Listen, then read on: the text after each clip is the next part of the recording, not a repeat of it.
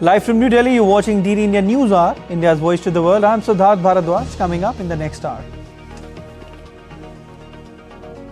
United States asks Israel to stop shooting at UN peacekeepers in Lebanon. Israel acknowledges firing at immediate threat near UN position in Lebanon. India's Defence Minister Rajnath Singh inaugurates and dedicates to nation 75 infrastructure projects worth $267 million. Warns against threat to India, says won't hesitate stern action. The festival of Vijay Dashmi being celebrated across India. President Murmu, Prime Minister Modi extend greetings on the occasion. And Team India aims for a series sweep in final T20 International against Bangladesh in Hyderabad. Bangladesh seeks stronger performance from senior players.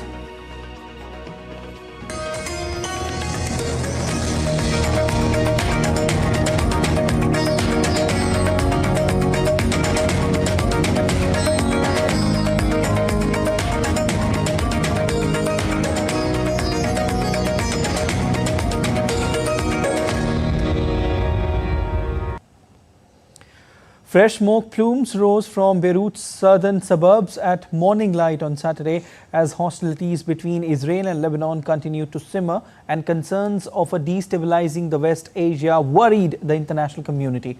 Israel's military said that 2 UN peacekeepers were wounded by an Israeli strike near their watchtower in South Lebanon on Friday. The blasts shook the peacekeepers' main base in the area for the second time in 48 hours. Meanwhile, Hezbollah said it launched a salvo of missiles at an Israeli military base south of the coastal city of Haifa on Saturday as Israelis marked the Yom Kippur holiday, the holiest day in the Jewish calendar. In a statement, the Hezbollah group said their fighters struck a base south of the city of Haifa, targeting the explosives factory there with a salvo of missiles. Amid the escalation, US President Joe Biden said on Friday he is asking Israel to not hit UN peacekeepers in its conflict with Hezbollah. Biden's remarks came after Israeli forces early Friday shelled an observation post belonging to UN interim force in Lebanon at its headquarters in southern Lebanon, wounding 2 peacekeepers from the Sri Lankan contingent. U.S. Defense Secretary Lloyd Austin said he spoke with his Israeli counterpart Yoav Gallant to discuss Israel's operations in Lebanon. In a post on X following his call with Israeli Defense Minister, Austin said that he had urged his counterpart in Israel to ensure the safety of UNIFIL forces in Lebanon and coordinating efforts to pivot from military operations to a diplomatic pathway as soon as feasible. The phone call came after the United Nations interim force in Lebanon said on Thursday that its headquarters in the southern Lebanese city of Nakura and 2 nearby sites had been struck by Israeli forces. Israeli forces have fired a second time at the main base of the UN's peacekeeping mission in Lebanon, injuring 2 peacekeepers, one of whom is said to be in serious condition. The attack came after Israel Defense Forces struck a watchtower at the headquarters on Thursday, injuring 2 other peacekeepers. The European Union's foreign policy chief, Josep Borrell, has demanded accountability from Israel and said that there is no justification for the attack on the United Nations interim force in Lebanon, or UNIFIL. European Council President Charles Michel also condemned the attacks by Israeli forces and called on all sides to respect international humanitarian law. As Israel faced a chorus of condemnation from United Nations and Western allies, the IDF acknowledged firing at immediate threat near UN position in Lebanon and pledged to carry out a thorough review. It further said the IDF is in contact with UNIFIL for coordination purposes and will continue to do so. The IDF statement came after the UN mission said 2 of its peacekeepers were injured after explosions close to an observation tower at its Nakura headquarters. It was the second incident of its kind reported by UNIFIL in 2 days after 2 other blue helmets were injured on Thursday, sparking global condemnation. The leaders of France, Italy and Spain have condemned unjustifiable Israeli attacks that have hit the UN peacekeeping force in Lebanon amid heightened conflict in the region. France, Italy and Spain, the largest European contributors to UNIFIL in terms of personnel, in a joint statement expressed outrage after several peacekeepers were hit at UNIFIL's main base in Nakura. The statement said these attacks constitute serious violation of the obligations of Israel under United Nations Security Council Resolution 1701 and under humanitarian international law. The nations recall that all peacekeepers must be protected and reiterate their praise for the continued and indispensable commitment of UNIFIL troops personnel in this very challenging context. The three European nations also called for an immediate ceasefire in the region.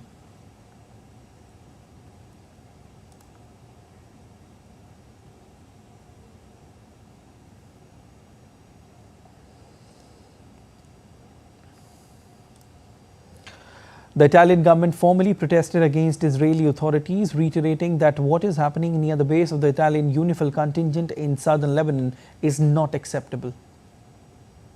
It is unacceptable. It violates what was established by Resolution 1701 of the United Nations. The Italian government, as you know, has strongly protested with the Israeli authorities. On this issue, with France and Spain, we have also decided to make a common declaration. French President Emmanuel Macron on Friday condemned the deliberate targeting of UN peacekeepers by Israel, addressing a summit of European and Mediterranean leaders in Cyprus. Macron said that it was absolutely unacceptable that Israeli forces were deliberately targeting the UN peacekeepers in Lebanon, stating that France will not tolerate such actions. Finally discussing Lebanon alongside the Italian and Spanish prime ministers who, like France, are historical contributors to UNIFIL. I want to say here that the 700 French soldiers involved in this force are a sign of our unwavering support and of our desire to be committed to the security of both Israel and Lebanon. We condemn it. We will not tolerate it, and we will not tolerate it happening again. Nicaragua announced plans to break off relations with Israel over the conflict in Gaza, calling the Israeli government fascist and genocidal. Nicaragua's government said the break in relations was due to Israel's military operations on Palestinian territories. Earlier in the day, the nation's Congress had passed a resolution requesting Nicaragua take action to coincide with 1 year anniversary of the conflict. Iran is also an ally of Nicaraguan president.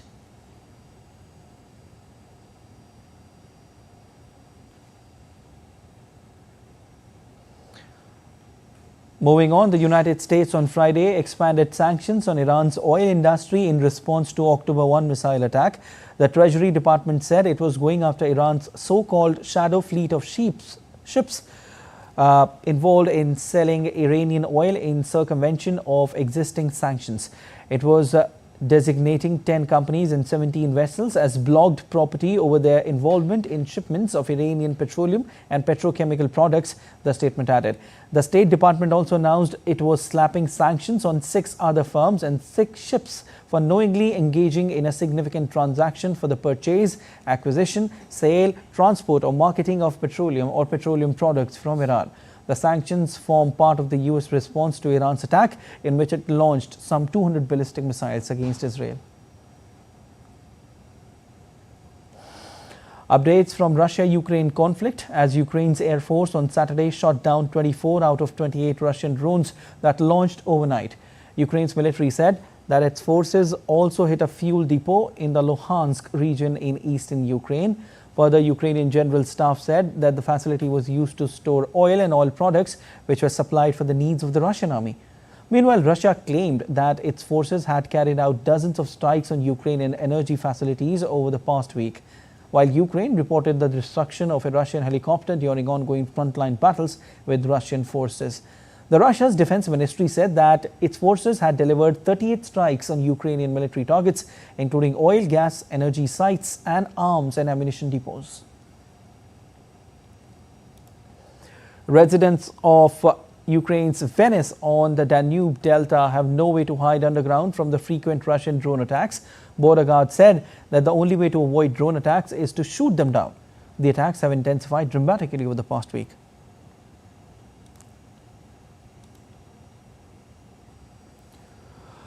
Ukrainian President Volodymyr Zelensky continued his European tour on Friday with a visit to Germany. German Chancellor Olaf Scholz received Ukrainian President Zelensky in Berlin, where Scholz promised further aid packages before the cold Ukrainian winter sets in. At a briefing with Zelensky in Berlin, Scholz announced a €1.4 billion military aid package for Ukraine by the end of 2024, adding that it was a signal to Russia that the West would not stop supporting Kyiv. While Zelensky said that he would like to see the conflicts with Russia end by 2025 and that aid to Kyiv should not decrease in the meantime. For the short term, Germany has pledged additional millions of euros, 170 million, so that the worst damage can be repaired quickly and the heat supply network can be restored. We are also continuing our military support for Ukraine. It is good that we have just delivered a new comprehensive military support package worth over 600 millions to Ukraine. By the end of the year, with the support of our partners, Belgium and Denmark and Norway, we will also deliver another military support package worth around 1.4 billion to Ukraine.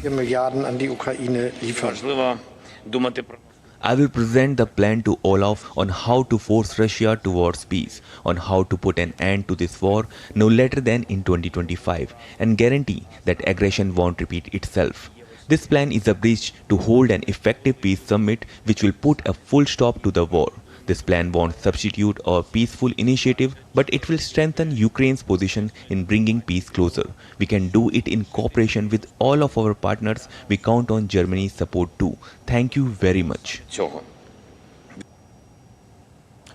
Later, Ukraine's president wrapped up his tour by meeting German President Frank-Walter Steinmeier at Bellevue Palace. Zelensky has been meeting allies in Europe this week to present a victory plan to end the conflicts, while also pressing to use long-range weapons that can strike deeper into Russian territory. The Ukrainian leader has been seeking fresh military and financial aid from his European allies amid fears of dwindling support if Donald Trump wins the US presidency next month.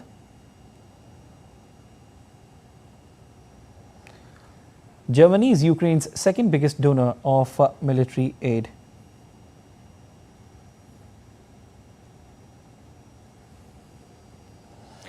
Meta Platforms said it had removed a network of group accounts targeting Russian speakers in Moldova ahead of the country's October 20 election for violation of the company's policy on fake accounts. Authorities in Moldova, an ex-Soviet state lying between Romania and Ukraine, said they had blocked dozens of Telegram channels and chatbots linked to a drive to pay voters to cast no ballots in a referendum on EU membership held alongside the presidential election. President Maia Sandu is seeking a second term in the election and called the referendum on joining the 27-member bloc as the cornerstone of her policies. Iranian Parliament Speaker Mohammad Bakir Ghalibaf met with Lebanon's caretaker Prime Minister Najib Mikati in Beirut on Saturday. Ghalibaf will brief media after meeting with Lebanese Parliament Speaker, followed by a visit to the Iranian embassy in Lebanon. He will also hold discussions with MPs and party leaders. And still to come on DD Indian News Hour. US Republican presidential nominee Donald Trump ratchets up rhetoric, calls for death penalty for migrants who kill Americans. And Hurricane Milton and Helene leave trail of destruction, recovery efforts underway in Florida.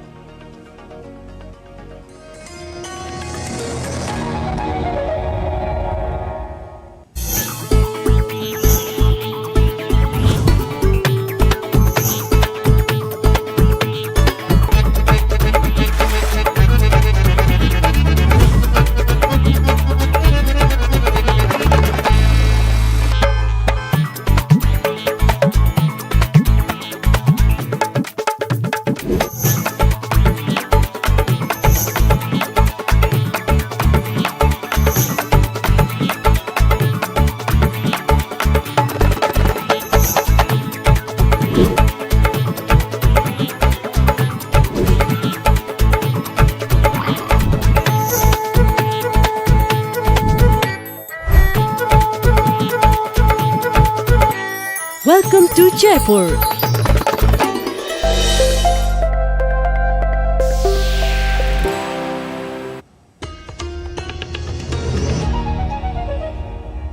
You're watching DD News Hour. I'm Prasar Bharati.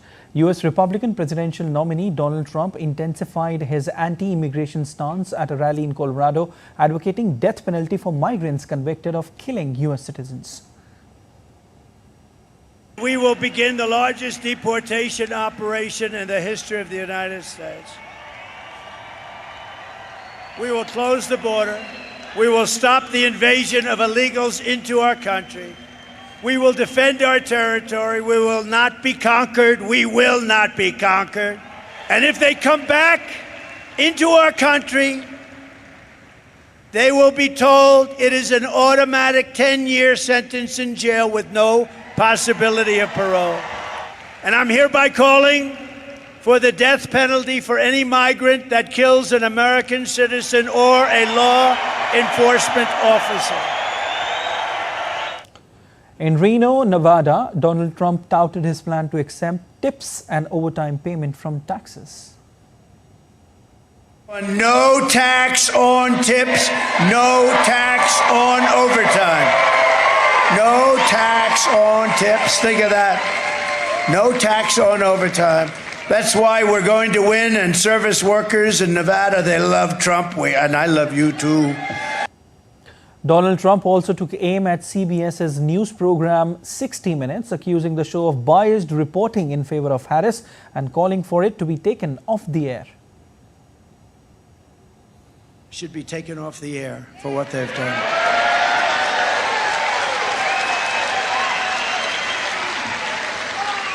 It should be taken off the air, and you know what else, John? They should lose their license, because that's not just a little bad stuff. You know, they have licenses, these networks, they're worth billions of dollars. But the one thing is, it says you have to be honest. That's election interference. They're interfering with the election, am I right? They should lose their license, and 60 Minutes should be taken off the air.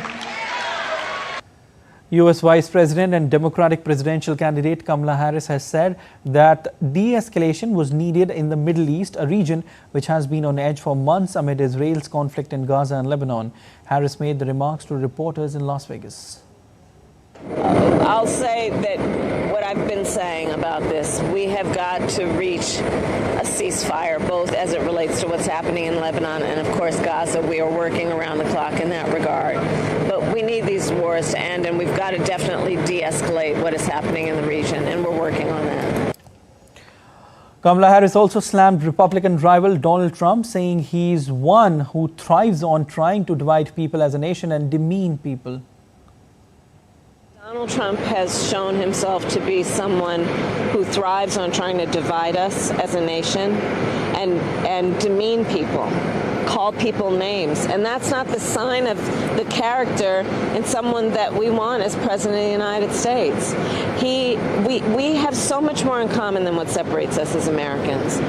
And it is, I think, in the best interest of everyone to have a leader who measures their strength not based on who they beat down, but on who they lift up. And that's the kind of president I intend to be.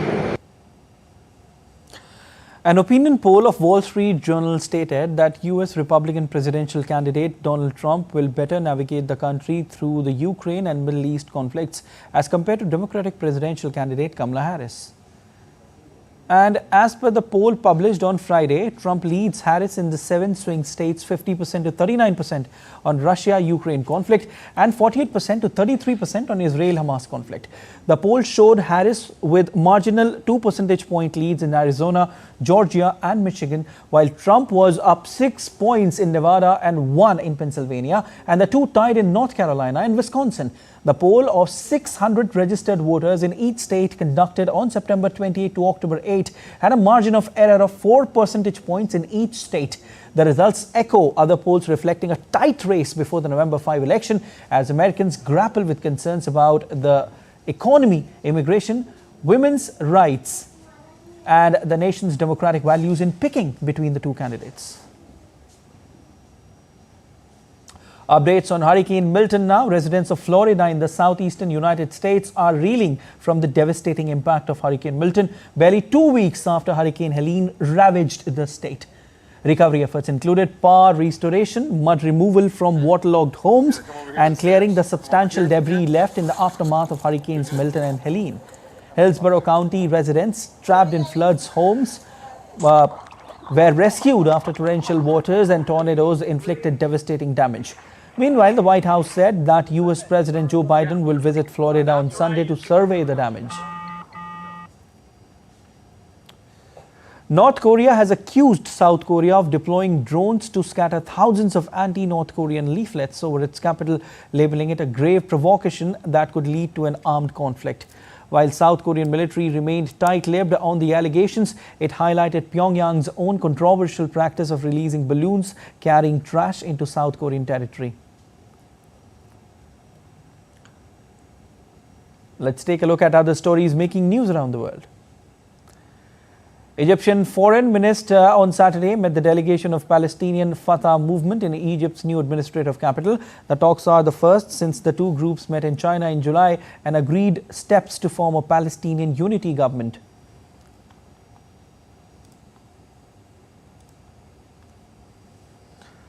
Prime Minister of Vietnam, Pham Minh Chinh, presided over the event celebrating National Digital Transformation Day 2024 on Saturday. The Prime Minister expressed his satisfaction with Vietnam's significant progress in international digital transformation rankings. A sea turtle has been spotted in Nha Trang Bay for the first time in years, marking a significant milestone for marine conservation in Vietnam. The discovery was made during a routine marine inspection near Mun Isle in Nha Trang Bay. Deputy Head of Conservation Department urged people to conserve these turtles.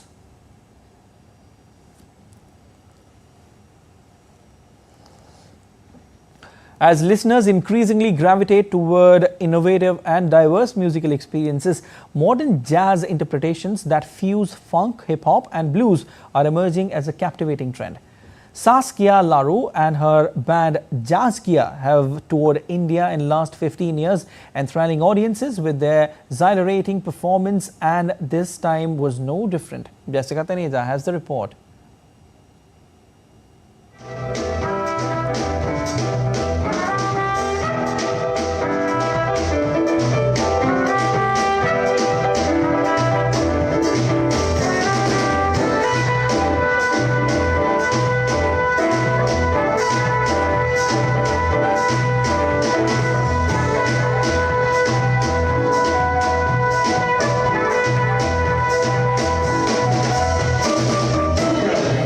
Land where classical ragas and Bollywood soundtracks traditionally dominate the musical landscape, is now embracing genres from far and wide.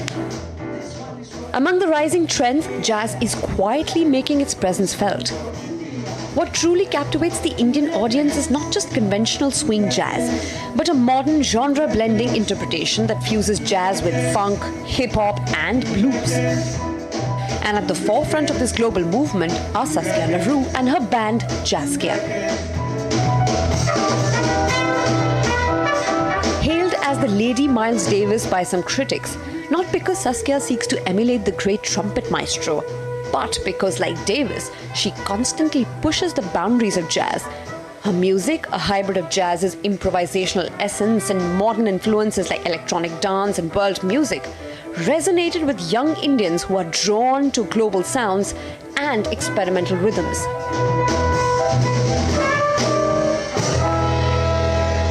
Some of our jazz lovers in India, they already passed away, you know, because we had also some people that organized tours for us. They also passed away, but then some new people came, so we are really very happy to be back all the time. But Jazzkia is more than just Saskia's genius. It's a powerhouse ensemble. Warren Bird, the African-American pianist, vocalist and composer sitting behind that grand piano, is a towering figure in the jazz world who brings a signature blend of pop and Latin influences to the table. His fluidity on the keys has been honed through decades of collaboration with greats like Archie Shepp and Eddie Henderson, lending his performances a rich, soulful depth. Music was always going inside of me, and I don't know where that comes from. It might come from being part of a very musical family, avid lovers of music, but it may be just something that was given to me from on high or from somewhere else divine. Beside him stands Martin Rushton, a veteran guitarist whose style is an amalgam of jazz, blues and pure emotion. Over his last 50-year career, Martin has become renowned for his improvisational skill, effortless shifting between complex chords and playful, sometimes humorous riffs. The new generation is also appreciating a form of improvised music, which also gives a lot of freedom. That's for me what it stands for, so to say. I think that still appeals to a new generation. At the heart of it all is Willem Smith, the renowned session drummer who has performed with a who's who of the jazz and the pop world. His rhythmic mastery serves as the backbone of Jazzcare's live shows, offering a foundation of precise dynamic beats. I think it's the best experience so far, because I mean, people have been so kind, really enthusiastic, and yeah, it's just so different than Holland. So it's everything in India is so new. The traditional jazz sound, while respected, had struggled to capture the imagination of a country that thrived on bold melodies and energetic rhythms. Even though the art form has been around in India since 1920, but in the 21st century, its popularity has peaked, with many artists coming to India to perform to an audience that's eagerly waiting for such music events, not just in capital New Delhi, but across various parts of the country.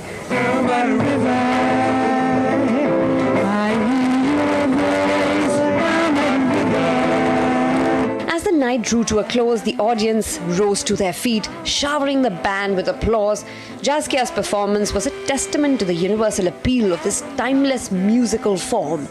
The music crossed cultural boundaries, connecting with audiences from all walks of life. As they played, the crowd was united in their appreciation for the power of music to transcend language and bring people together. Jessica Taneja for DD India.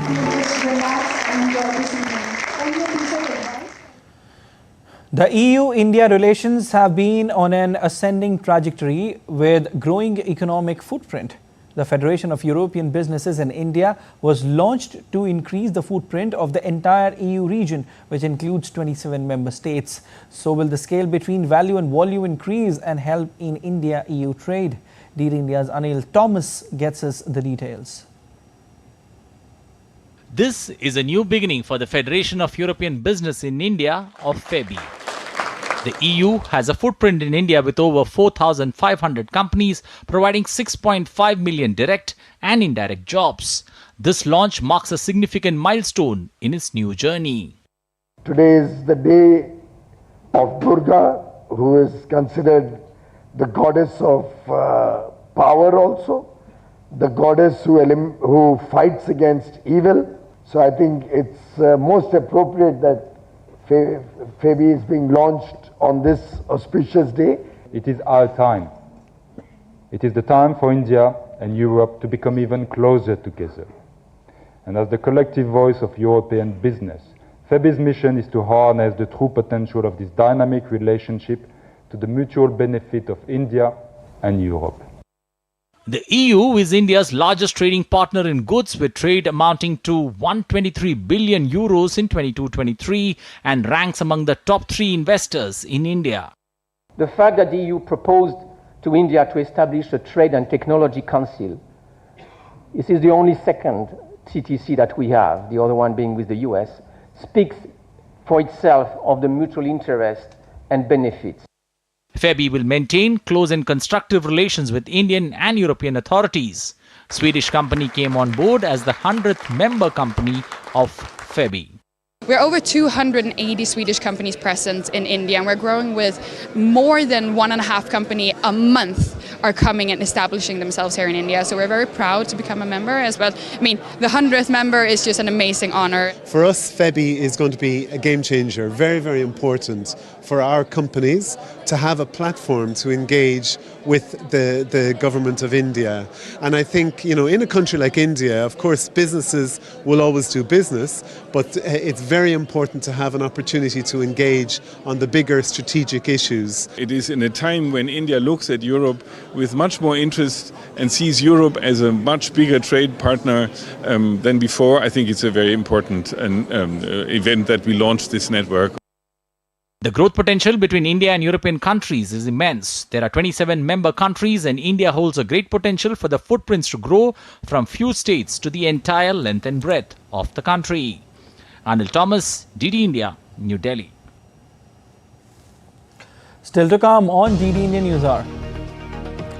India expresses serious concern over theft of gold crown at a Hindu temple in Bangladesh. The Mysuru Dussehra festival promises to be an awe-inspiring spectacle this year. Amid dwindling population of sloth bears, World Sloth Bear Day is celebrated on October 12 in a bid to push to conserve them.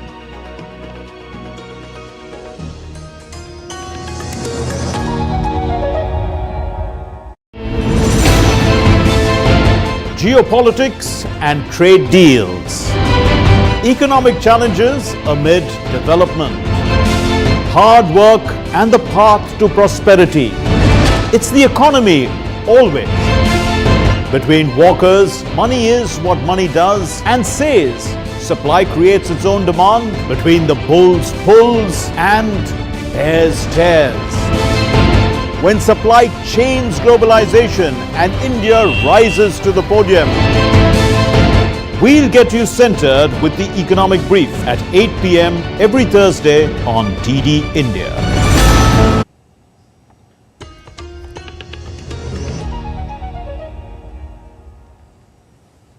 You're watching DD India News On. I'm Siddharth Bharadwaj and a quick recap of the headlines.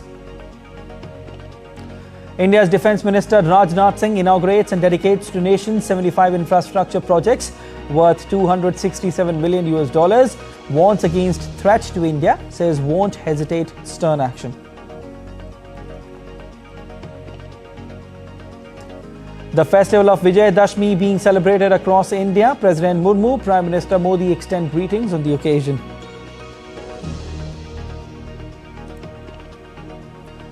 And Team India aims for a series sweep in the final T20 International against Bangladesh in Hyderabad.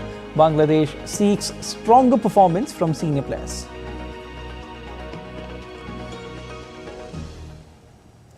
In a major boost to border infrastructure, India's Defence Minister Rajnath Singh inaugurated and dedicated to the nation 75 infrastructure projects constructed by Border Roads Organisation at a cost of $267 million.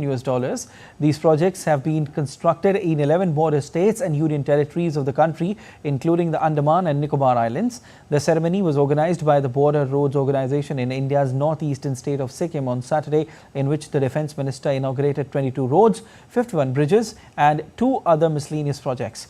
Out of these projects, 19 have been constructed in UT of Jammu and Kashmir, 11 in UT of Ladakh, 18 in Arunachal Pradesh, 9 in Uttarakhand, 6 in Sikkim, 5 in Himachal Pradesh, 2 each in West Bengal and Rajasthan, and 1 each in Nagaland, Mizoram and Andaman and Nicobar Islands.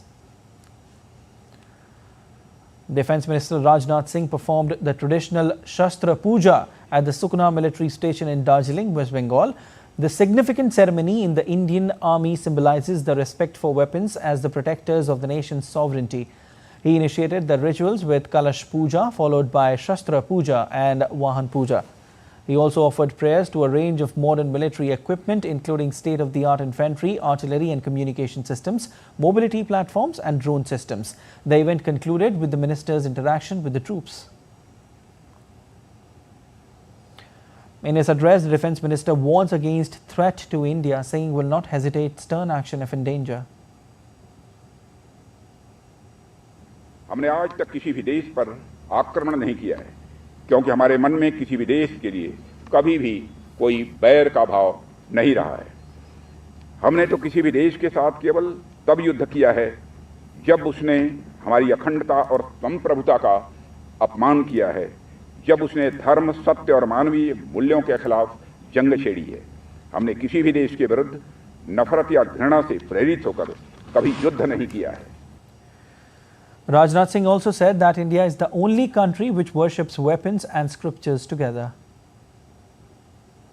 मैं आप सभी को विजयादशमी के इस पावन पर्व की हार्दिक बधाई देता हूं और आपके परिवारजनों को भी मैं अपनी हार्दिक शुभकामनाएं देता हूं। साथियों, भारत संभवतः इकलौता देश है जहां शास्त्रों और शस्त्रों की एक साथ पूजा होती है, यानी शास्त्र और शस्त्र को समान आदर के भाव से भारत में देखा जाता है। यह हमारी उस विशाल और महान सांस्कृतिक परंपरा का प्रतीक है जिसमें हम किसी भी वस्तु का उपयोग करने के पहले और बाद में उसके प्रति कृतज्ञता ज्ञापित करते हैं। Millions across India are celebrating Dussehra, a festival symbolizing the victory of good over evil on Saturday. Dussehra, also known as Vijay Dashmi, marks the end of the 9-day festival of Navratri, during which people worship the goddess Durga. President of India Draupadi Murmu, Vice President Jagdeep Dhankar and Prime Minister Narendra Modi extended greetings to fellow citizens on the occasion of Dussehra. Here's a report. सीते, अब वनवास की अवधि जल्द ही पूरी होने वाली है। Dussehra, also known as Vijayadashmi, is a festival that marks the victory of good over evil, symbolized by the defeat of the demon king Ravana by Lord Ram. याद रख, यदि मैं रघुवंशी हूँ, तो तेरा वंश मिटा दूंगा। This day is not just a religious occasion but a celebration of triumph, resilience and unity across India, where different states bring their own vibrant flavors to this grand festival. In West Bengal, the festival takes the form of Durga Puja, where devotees celebrate Goddess Durga's victory over the demon Mahishasura. Elaborate pandals, traditional dance and soulful music fill the streets of Kolkata as people come together to worship the goddess with great devotion and rejoice in her triumph. Eagerly wait for this festivity, and now that it's finally here, it's all about getting the feel of the new clothes, going to different pandals with our friends. Heading south to Telangana, the Batukamma festival is celebrated with colorful floral arrangements as a tribute to goddess Parvati. Women sing and dance around these vibrant flower stacks, creating a community-driven celebration that reflects devotion and cultural pride, adding a beautiful floral touch to Dussehra. In Mysuru, Karnataka, Dussehra celebrations are marked by the grandeur of the Mysuru Dussehra. A grand procession featuring richly adorned elephants, tiger dancers and musicians fill the streets as the city comes alive to celebrate the royal heritage and cultural richness of the region. And in the northern state of Himachal, the Kullu Dussehra is renowned for its grand processions and traditional festivities. Here, deities from nearby villages are paraded with music and dance, culminating in a symbolic burning of the effigies of Ravana. These celebrations, though different in form, reflect a shared message of victory, devotion and cultural unity, showcasing the rich diversity that defines our nation. The festival culminates with grand celebrations as effigies of the king Ravana, his brother Kumbhakarna and son Meghnad are burned, signifying the destruction of evil. Before the effigies are lit, a Ramlila is performed. This is a dramatic reenactment of Lord Ram's battle with Ravana, with actors bringing scenes from the Ramayana to life. Families gather and children watch in awe as they learn the significance of Dussehra and why it is celebrated. As the evening progresses, the main event begins. The effigies of Ravana, Kumbhakarna and Meghnad are set on fire.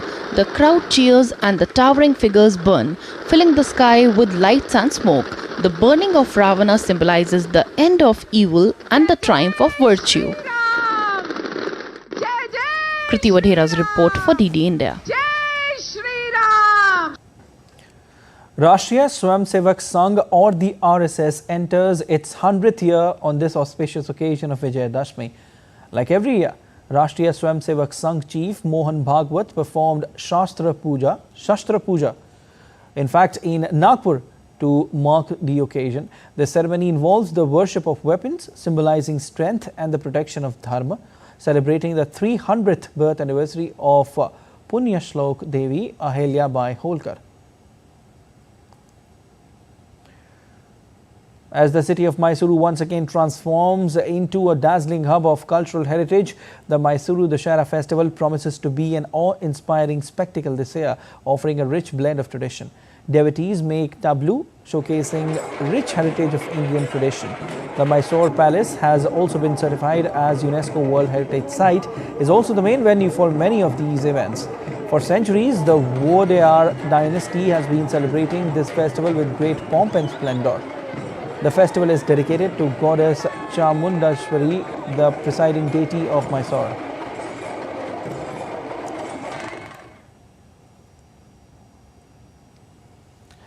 As the Navratri festival ended on Friday, devotees thronged the Sri Mata Vaishno Devi cave shrine in Jammu and Kashmir's Katra to get a glimpse of goddess Durga. The 9-day-long festival of Navratri, which marks the worship of goddess Durga, ended with religious fervor as 3 lakh devotees paid obeisance at the cave shrine of Ma Vaishno Devi nested in Trikuta Hills.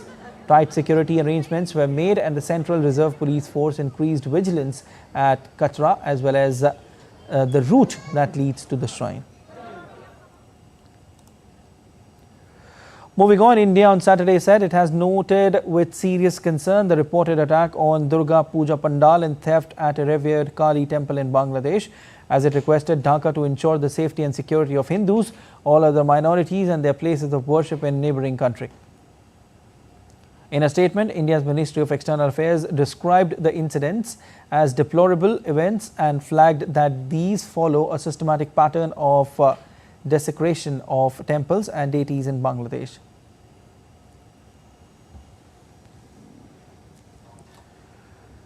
The worsening situation in Bangladesh against the minorities has drawn the attention of the international community.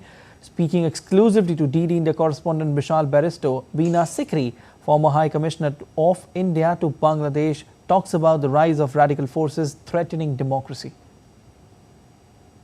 Minorities in Bangladesh are a worried lot, and why not? Because situation is getting worse and worse day by day. And I have with me the former Indian High Commissioner to Bangladesh, Veena Sikri, to talk about it. Let's talk to her.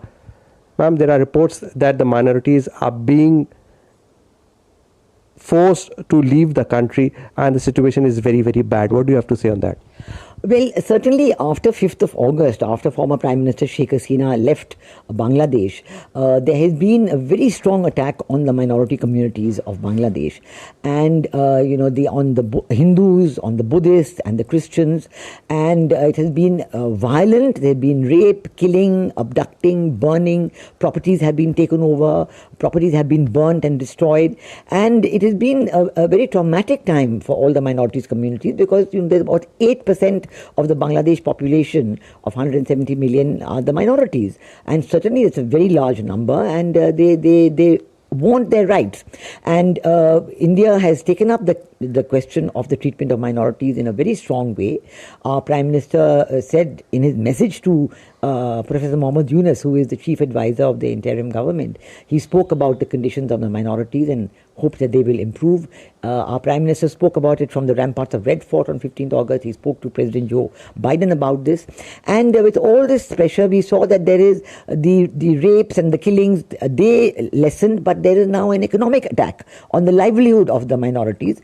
And many teachers, school teachers who are the Hindus, have been forced to give up their jobs under duress. They are gheraoed by the Islamists and then they're forced to give up their jobs. Similarly, professors in universities have been forced to resign their jobs. And so this is a matter of great worry. And right now, we are in the midst of the Durga Puja celebrations. And for the Hindus in Bangladesh, it is a very major celebration. It is the biggest celebration of the year. And they get together and, with the hundreds of pandals, puja pandals all over Bangladesh. And there was an assurance from the chief advisor himself, no, we will protect all the pandals. At the same time, you found Jamaat-e-Islami is a different narrative altogether. On the one hand, they say, yes, we will protect the puja pandals. On the other hand, we saw 2 days ago that the Amir of the Jamaat-e-Islami, he has given a new constitution, a proposal for a new constitution, for constitutional reform, and in which there is no place for the minorities at all. So there you heard the former High Commissioner. She is a worried lot, and even the international community are a worried lot, and mostly the minorities, which include the Hindu, Christians and the Buddhists, they are also quite worried about the situation. With cameraman Yogesh in Delhi, this is Vishal Baristo for DD India. As part of the ongoing multilateral maritime exercise Malabar 2024, India, Australia, Japan and the United States have been actively engaged in various collaborative events since 9th of October in India's Visakhapatnam. These activities include key leadership engagement, subject matter expert exchanges, cross-deck visits and pre-sailing discussions, all aimed at enhancing maritime cooperation and fostering operational synergy. Key leadership engagement of the senior naval hierarchy has been a special feature of the exercise. Meetings are held to discuss ways to strengthen mutual naval interoperability and cooperation in the Indo-Pacific region, as well as the future of Malabar exercises. In a major push to create job opportunities in India, around 91,000 internships have been offered by 193 companies through the Prime Minister Internship Scheme portal. Launched as a pilot earlier this month, the portal is now open for applicants to register. The government aims to provide internship opportunities to youth in top 500 companies of India, with a broader goal of training 10 million youth aged 21 and 24 over the next 5 years. After the third consecutive victory in the Haryana Assembly elections, the Bharatiya Janata Party is all set to form the government in the state. And in the latest development, the new Haryana cabinet will take oath on October 17. Governor Bandaru Dattatreya will administer the oath of office to the ministers of the new government. Prime Minister Narendra Modi, BJP President JP Nadda, union ministers and several other BJP leaders will attend the oath-taking ceremony.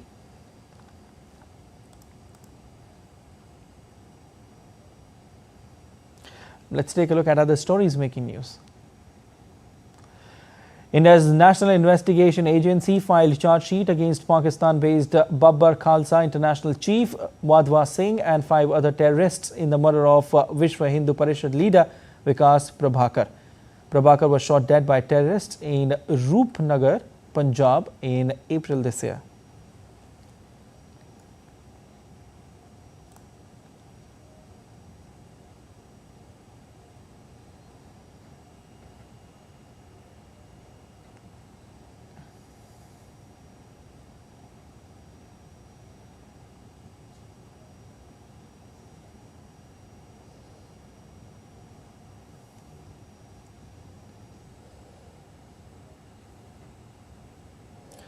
In a magnificent display of harmony, 108 Veena players performed at Prasanna Venkatesa Perumal Temple in Madurai on the occasion of Vijayadashmi. Young and old women and men performed the Veena concert to the accompaniment of Mridangam.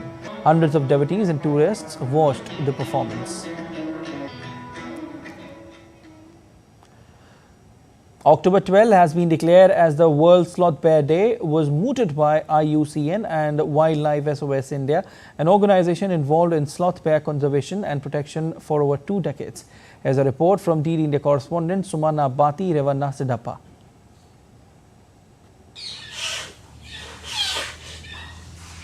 This is the majestic sloth bear. Long, shaggy dark black fur and curved claws. Longest of any of the existing bear species. Found largely in the Indian subcontinent, almost 90% of the total sloth bear population is actually found in the Western Ghats, the hilly range along the western Indian coastline and the central states of India, comprising Karnataka, Madhya Pradesh, Maharashtra and others. The sloth bear population is estimated to be around 6 to 11,000. But sadly, these sloth bears are now a vulnerable species. Once these wild bears roamed freely in India, but over the decades, the sloth bear population in India is facing various threats, including habitat loss, human-wildlife conflict, illegal wildlife trade, among others. For over 400 years, the sloth bear has been subjected to exploitation by humans. A nomadic tribe known as the Qalandars began dancing sloth bears for the emperors during the Mughal era. Over centuries, as the kingdoms in India disappeared, the dancing bear trade transitioned to become cheap roadside entertainment for villagers and tourists who paid to watch them jump in agony. Community called Qalandar community. They traditionally tame the sloth bears. Their canines are knocked out and they tame the bear and then they take it to on the road. The motto behind declaring the World Sloth Bear Day is to set precedents for the rest of the world to promote the conservation of sloth bears and their habitat throughout their distribution range. We as Homo sapiens have inhabited this planet since 2 million years ago, but this animal, sloth bear, has been here even much before us. As a concerned and a responsible global citizen of this world, it is our responsibility to conserve and protect the biodiversity of this ecosystem. On this World Sloth Bear Day, let's pledge to conserve and protect this magnificent animal, either by joining an NGO which works towards the conservation of the animal or by mere word of mouth to spread awareness about the animal.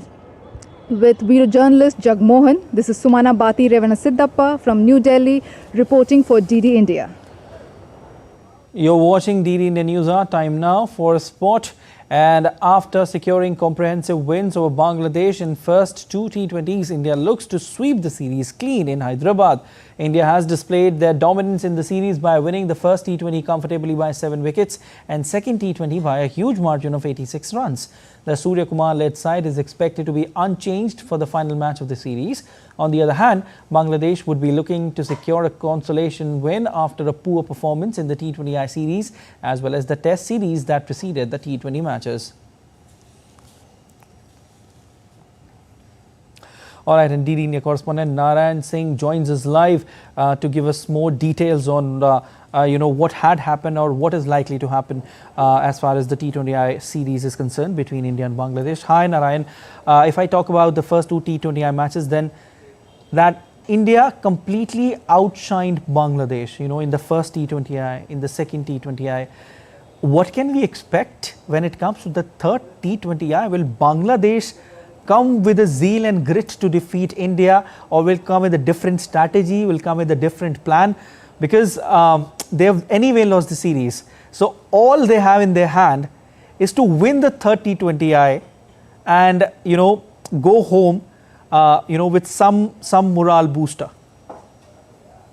Siddharth, if we talk about this match, rather than calling it a match, it's a pure mismatch. Considering the kind of cricket Indian team is playing, just they thrashed, as you mentioned, in both the T20s. If you take a look at the chart of the Bangladeshi team, they don't have the strike rate of above 130 of any player in this team. And also, if you take a look at the average of any player, the career average is not above the 30. So all in all, it's going to be very difficult for the Bangladesh in this series. If you talk about this year, they played 20 T20 matches and won 11 matches, and their maximum wins came against 4 against Zimbabwe, 1 against Netherlands, 1 against Nepal, and 1 against US. And this year also they touched the mark of 150 only few occasions. So this team is, I don't think that they can compete with India, as India has already sealed the series. And India has won 7 consecutive T20 series at home. Only Australia is one notch above them, that is the 8 consecutive T20 series at home. All in all, it's going to be, we can see the kind of Indian young players are showing their dominance. It's going to be another show from the Indian young guns here, we can say, in Hyderabad. Okay, you are saying that it's going to be a cracker of a contest when it comes to the third T20I. But Narayan, when we talk about India, then we have to talk about the fresh faces which are there in the team currently. It's a good sign, Narayan, for Team India that fresh faces are coming in. And like I always say, there's a fresh wave which is coming into the dressing room, and fresh breeze coming into the dressing room and creating waves. So this is a good sign for Team India, considering some big tournaments as well, not just the domestic T20 or the ODIs. When you go for T20 World Cup, you go for the ODI World Cup. This is certainly auguring really well for Team India, setting a foundation for a stronger team ahead. Definitely, Siddharth, as you mentioned, fresh air in the dressing room, a strong foundation is being laid for the upcoming higher series, bigger series. If you take a look at this team, the way there are multiple all-rounders in the team. In the past, we were struggling for the all-rounders, and all-rounders in the international cricket for any team are assets. Here, the way Nitish Kumar Reddy, the way he scored a fantastic knock in the second T20 in Delhi and took 2 wickets, and Ryan Parag is also bowling. If you see the match in Delhi, Suryakumar Yadav used 7 bowlers there. This shows the caliber of the Indian team, and despite of the fact that Hardik Pandya didn't bowl in that match. So India is trying to groom. They are trying to bring more and more rounders and try to give a chance to youngster. And in today's match, we can also see some new faces, especially Harshit Rana. He may get a cap, a debut cap here. And also, few changes in the top order also, the way Sanju Samson is not able to play, is not able to capitalize the opportunities he is getting. So all in all, a fantastic opportunity for the young player, as you mentioned. So we are hoping that they will try to capitalize this. Also, they will try to raise their IPL value as the IPL auction will come. The retention policy is also there. So the franchises will also look to retain the players who are performing here, especially Nitish Kumar Reddy, the way he performed, Rinku Singh, a fantastic knock, always coming there in the rescue mode to save the Indian team in the second T20 also. When India lost 3 early wickets, then he came and again, we can say that saver for India. Again, he's played in a small T20 career. But we need to see some action, Narayan, in the third T20I. A one-sided affair would be too boring for the viewers who would be watching this dead rubber. But anyway, we'll leave it there. Thank you so much for your analysis. The Board of Control for Cricket in India on Friday announced a 15-man squad for the upcoming 3-match series against New Zealand starting October 16. Rohit Sharma will continue to lead the team, while ace pacer Jasprit Bumrah will be the vice-captain. The team has seen no changes in the squad that featured against Bangladesh, except Yash Dayal dropped out. The squad will feature 3 fresh faces in the form of Harshit Rana, Nitish Kumar Reddy, Mayank Yadav, who will be joining the squad as travelling reserves. Pace bowler Mohammad Shami has failed to recover from injury and will miss the 3-test series. Shami sustained an injury during the World Cup and is targeting a return for the Australia series. That's all for this edition of DD India News Hour, but let us know your thoughts on the news of the day. For those on the go, you can get all the latest news and updates from India and across the world on the DD India mobile app. The app is available on both Android and iOS platforms, and you can also scan the QR code on the screen to download now. We'll be back with more news as it breaks here on DD India. I'm Siddharth Bharadwaj from all of us here in Delhi. Thanks for watching DD India News Hour.